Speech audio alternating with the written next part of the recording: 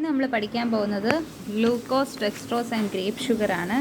C6H12O6 ഇതാണ് grape sugar. Okay, അപ്പോൾ നമ്മളിതിൻ്റെ പ്രിപ്പറേഷനാണ് ആദ്യം പറയുന്നത്. ഗ്ലൂക്കോസ് എങ്ങനെ നമുക്ക് പ്രിപ്പയർ ചെയ്യാൻ പറ്റും? ഗ്ലൂക്കോസ് എങ്ങനെ നമുക്ക് പ്രിപ്പയർ ചെയ്യാൻ പറ്റും? ഗ്ലൂക്കോസ് നമുക്ക് സ്റ്റാർച്ചിൽ നിന്ന് പ്രിപ്പയർ ചെയ്യാൻ പറ്റും. That is C6H10O5 the whole raise to N. അതിൻ്റെ ഹൈഡ്രോളിസിസ്, ദറ്റ് ഈസ് NH2O എന്ന് പറഞ്ഞ മെത്തേഡിലൂടെ ഹൈഡ്രോളിസിസ് ചെയ്യുമ്പോൾ നമുക്ക് എന്ത് കിട്ടും? C6H12O6 എന്ന് പറഞ്ഞ ഗ്ലൂക്കോസ് നമുക്ക് കിട്ടും. ഓക്കെ ആണോ? ഓക്കെ. അത് കഴിഞ്ഞിട്ട് അതിൻ്റെ ഫിസിക്കൽ പ്രോപ്പർട്ടീസിൽ നിങ്ങൾ ഇമ്പോർട്ടൻ്റ് ആയിട്ട് പഠിക്കേണ്ട ഒരു പോയിൻ്റ് എന്ന് പറഞ്ഞാൽ glucose is dextro rotatory, that is plus ആണ് അതിൻ്റെ സൈൻ. പിന്നെ ഇക്വിലിബ്രിയം മിക്സ്ചറിൽ അത് 52 ആണ് കാണിക്കുന്നത്, അതും കൂടെ ഓർക്കാം. ഗ്ലൂക്കോസ് പഠിക്കുമ്പോൾ നമ്മൾ ഇമ്പോർട്ടൻ്റ് ആയിട്ട് പഠിക്കേണ്ട മറ്റൊരു പ്രോപ്പർട്ടീസ് മ്യൂട്ടാ റൊട്ടേഷൻ. റെസ്റ്റിലിരിക്കുന്ന ഗ്ലൂക്കോസ് അതിൻ്റെ സ്പെസിഫിക് റൊട്ടേഷൻ ചേഞ്ച് ചെയ്യുന്നു. ഓക്കെ, അതാണ് പറയുന്നത്. ദറ്റ് ഈസ് ഒരു ഗ്ലൂക്കോസ് നമ്മൾ റെസ്റ്റിലിരിക്കുമ്പോൾ അതിൻ്റെ മ്യൂട്ടാ റൊട്ടേഷൻ അല്ലെങ്കിൽ അതിൻ്റെ സ്പെസിഫിക് റൊട്ടേഷൻ, മ്യൂട്ടാ റൊട്ടേഷൻ അല്ല സ്പെസിഫിക് റൊട്ടേഷൻ ചേഞ്ച് ചെയ്ത് 52.5 ആവുകയും 9.2 ആവുകയും ചെയ്യുന്നു. ഇതിന് പറയുന്ന ആ ഒരു ചേഞ്ചിന് പറയുന്ന പേരാണ് എന്തോന്ന്? മ്യൂട്ടാ റൊട്ടേഷൻ. നമുക്കതിന് എക്സാമ്പിളായിട്ട് നമുക്ക് ഗ്ലൂക്കോസ് തന്നെ എടുക്കാം. ഫുറാനോ സ്ട്രക്ചർ എടുക്കാം. ഫ്യൂറാനോ സ്ട്രക്ചറെ ഇതാണ് ഓപ്പൺ സ്ട്രക്ചർ അല്ലെങ്കിൽ ഇക്വിലിബ്രിയം സ്ട്രക്ചർ ഓഫ് ഗ്ലൂക്കോസ്.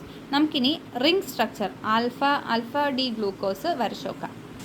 ഇതാണ് നമുക്കിതിൽ നിന്നപ്പോൾ മനസ്സിലായി. ഇതാണ് alpha D glucose, beta D glucose, furano സ്ട്രക്ചറാണ്.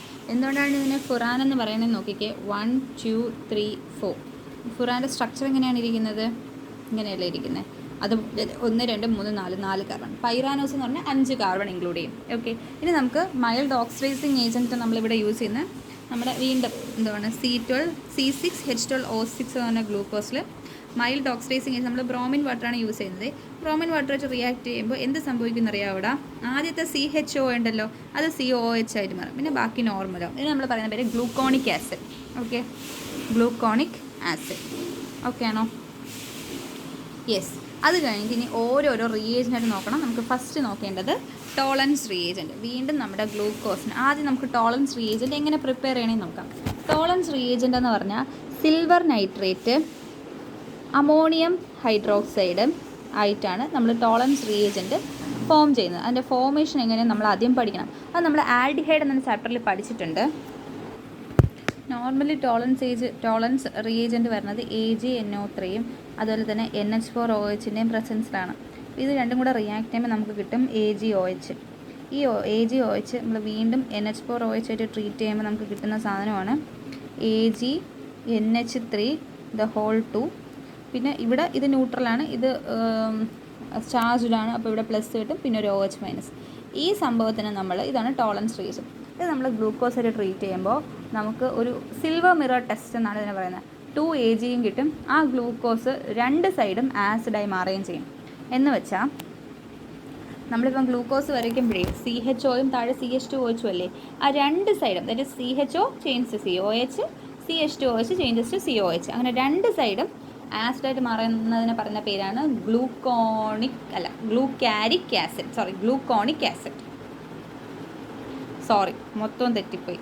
ആ ഒരു നമ്മൾ നേരത്തെ പറഞ്ഞ മൈൽഡ് ഓക്സിഡൈസിങ് എനിക്കൊരു ചേഞ്ച് വന്നു പോയതാണ്. സോറി, അതൊരു കൺഫ്യൂഷൻ വന്നു പോയതാണ്. മൈൽഡ് ഓക്സിഡൈസിങ് ഏജൻ്റ് ആയിട്ടുള്ള ബ്രോമിൻ വാട്ടർ പോലെ തന്നെയാണ് ഇവിടെയും ചെയ്യുന്നത്. എന്ത് പറ്റും? CHO changes to COH. കണ്ടോ, ഗ്ലൂക്കോണിക് ആസിഡായി മാറി. ഓക്കെ ആണല്ലോ. CHO changes to COOH. Fehling solution എന്ന് പറഞ്ഞാൽ അതിൽ നിങ്ങൾ പഠിക്കേണ്ടതെന്ന് പറഞ്ഞാൽ അവിടെ നമ്മൾ യൂസ് ചെയ്യുന്നത് CU2O ആണ്. അതിൽ red cuprous oxide, red colour വരുന്ന CU2O ലാസ്റ്റ് നമുക്ക് പ്രോഡക്റ്റ് സൈഡിൽ കിട്ടുകയാണെങ്കിൽ എന്തുവാണ് അത്? റെഡ്യൂസ് ചെയ്തെന്നാണ് അർത്ഥം. അത് ആൽഡിഹൈഡാണ്, അത് റെഡ്യൂസ് ചെയ്തെന്നാണ് അർത്ഥം. ഓക്കെ, അപ്പോൾ എന്താ അവിടെ പറഞ്ഞത് ഒന്ന് ഓർത്ത് പറഞ്ഞേ. നമ്മൾ CU2O ആണ് നമുക്ക് പ്രോഡക്റ്റ് സൈഡിൽ കിട്ടുകയാണെങ്കിൽ അത് റെഡ്യൂസ് ചെയ്തെന്നാണ് അതിൻ്റെ അർത്ഥം. ഓക്കെ, ബെനഡിക്റ്റ് സൊല്യൂഷൻ എന്ന് പറഞ്ഞാൽ നോർമലി ഫോം ചെയ്യുന്നത് sodium citrate, copper sulphate, sodium carbonate, ഇവ മൂന്നും വീണ്ടും അതുപോലെ തന്നെ CU2O എന്ന് പറഞ്ഞാൽ റെഡ് പ്രസിഡേറ്റ് ആണ്. ഈ ബെനഡിക്റ്റ് റിയേജൻറ്റിനെ എന്തുവാണ് ചെയ്തതെന്ന് അർത്ഥം?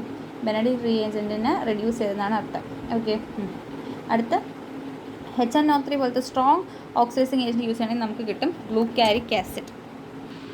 കണ്ടോ, HNO3 ആണെങ്കിൽ ഗ്ലൂക്കാരിക് ആസിഡ്. ഇത് നിങ്ങൾ കണ്ടോ, ബ്രോമിൻ വാട്ടർ ആണെങ്കിൽ ഇത് നിങ്ങൾ കണ്ടോ, ബ്രോമിൻ വാട്ടർ ആണെങ്കിൽ ഗ്ലൂക്കോണിക് ആസിഡ്, HNO3 ആണെങ്കിൽ ഗ്ലൂക്കാരിക് ആസിഡ്. ഓക്കെ, ഇവിടെ ബ്രോമിൻ വാട്ടറിൻ്റെ അവിടെ ഒരു CHO COH ആയിട്ട് മാറി. HNO3 2 strong oxidising ഏജൻ്റാണ്. അപ്പോൾ രണ്ടും CHOയും CH2OHും COOH ആയിട്ട് മാറി. ഇനി നമുക്ക് റിഡക്ഷൻ നോക്കാം.